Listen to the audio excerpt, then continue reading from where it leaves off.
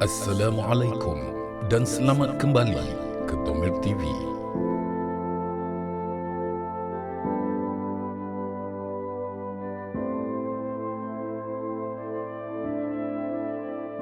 قد مكر الذين من قبلهم فأتى الله بنيانهم من القواعد فخر عليهم السقف من فوقهم وأتاهم العذاب من حيث لا يشعرون. Sebenarnya orang-orang yang terdahulu dari mereka telah menjalankan rancangan jahat atau tipu daya, yakni terhadap agama Allah dan Rasul-Rasulnya. Maka Allah binasakan bangunan, yakni rancangan jahat mereka dari asas-asasnya. Lalu bumbung bangunan itu jatuh menimpa ke atas mereka, dan mereka pula didatangi azab yang mereka tidak menyedarinya. Surah An-Nahl ayat 26. Ayat ini adalah merupakan satu peringatan dari Allah Subhanahu wa taala berkaitan dengan tipu daya orang-orang musyrik, yang mana ianya berakhir dengan kecelakaan ke atas diri mereka sendiri apabila ditimpa azab serta-merta. Sebagaimana yang telah dirasakan oleh umat-umat terdahulu, di mana mereka juga telah mendustakan rasul-rasul mereka dengan pelbagai tipu daya dan alasan. Sebagai contoh, apa yang terjadi kepada Fir'aun yang dengan angkuhnya telah memerintahkan menterinya untuk membina sebuah menara yang tinggi dengan tujuan untuk bertemu sendiri dengan Tuhan Nabi Musa alaihi salam. وقال فرعون يا هامان ابن لي صرحا لعلي أبلغ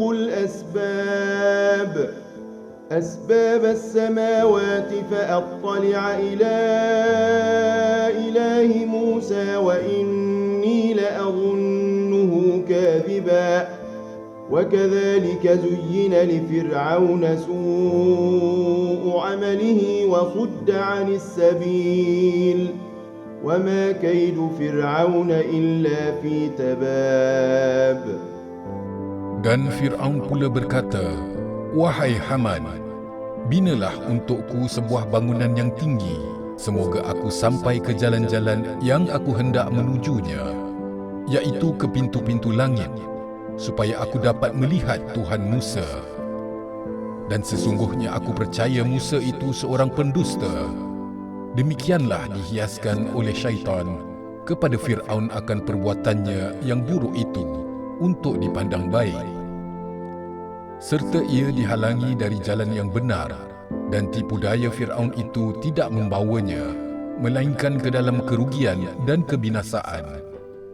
Surah Al-Ghafir ayat 36 hingga 37.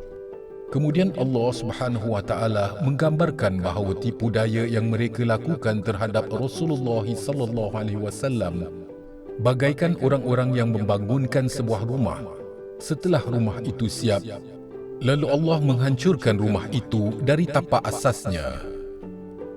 Setelah tapak rumah itu hancur dan tiang-tiangnya mulai tumbang, maka jatuhlah bumbung dan seluruh bangunannya, sehingga menimpa diri mereka sendiri. Mereka sendiri tidak menyangkakan perkara tersebut akan terjadi, dan akibat apa yang harus mereka terima terhadap perbuatan yang mereka lakukan itu. Akibat dari perbuatan mereka itu tidak sahaja menghancurkan diri mereka sendiri, tetapi juga menghancurkan keluarga dan keturunan mereka. Hal itu merupakan gambaran yang tepat bagaimana Allah Subhanahu wa taala menggagalkan tipu daya mereka. Apa yang terjadi pada umat terdahulu berlaku pula bagi umat Islam di zaman Nabi Muhammad sallallahu alaihi wasallam, di mana mereka mengira bahawa dengan pelbagai tipu daya mereka akan dapat menghalang dan menghancurkan dakwah Islam. Akan tetapi, sebaliknya, dakwah Islam semakin lama semakin meluas dan semangat pengikut-pengikutnya kian meningkat. Lalu akhirnya mereka akan mengalami kehancuran di pelbagai medan pertempuran, terutama pada saat terjadinya Perang Badar. ثم يوم القيامة يخزيهم ويقول أين شركائي الذين كنتم تشاقون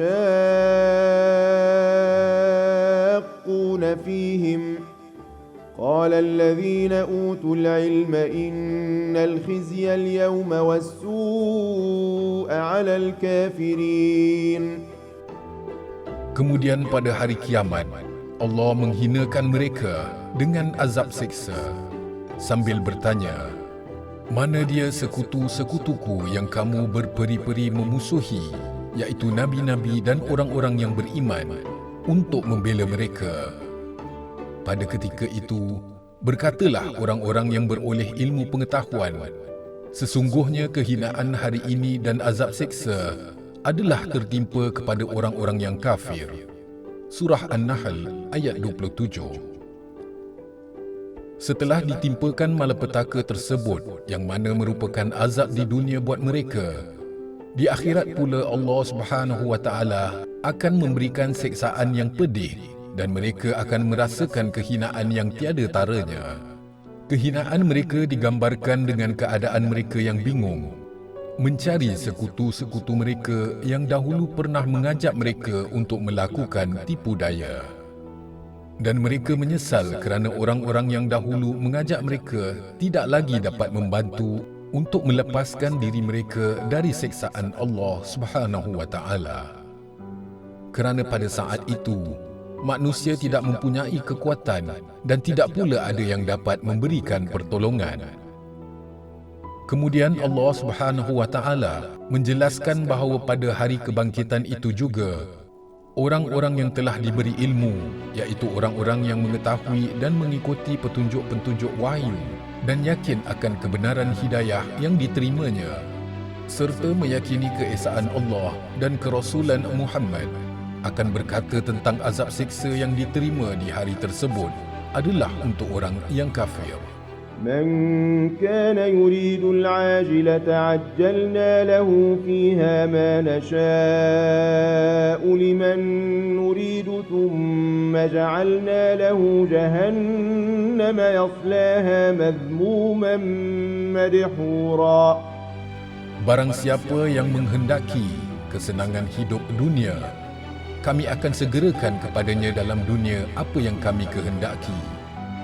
Bagi sesiapa yang kami kehendaki, kemudian kami sediakan baginya neraka Jahannam, iaitu di akhirat kelak, untuk membakarnya dalam keadaan yang hina lagi tersingkir dari rahmat Allah.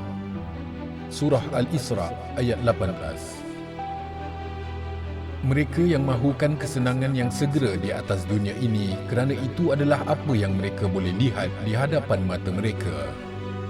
Walaupun telah disebut tentang balasan di akhirat yang melimpah ruah, kekal abadi dan tidak dapat dibayangkan dengan akal, tapi itu semua bukan depan mata dan lambat kalau mahu menunggu. Maka mereka yang singkat akalnya tidak melihat kepada akhirat, tetapi mereka hanya memandang kepada dunia sahaja. Maka mereka berusaha mengejar keduniaan dan tidak mengharap kepada balasan di akhirat. Ayat ini juga adalah jawapan kepada soalan manusia. Ada yang hairan kenapa mereka yang derhaka diberikan juga dengan kesenangan, sedangkan mereka itu tidak taat dan menderhaka kepada Allah dan selalunya berlaku zalim kepada manusia. Tetapi mereka itu senang sahaja kehidupannya. Malah mereka ada yang lebih senang dari orang beriman.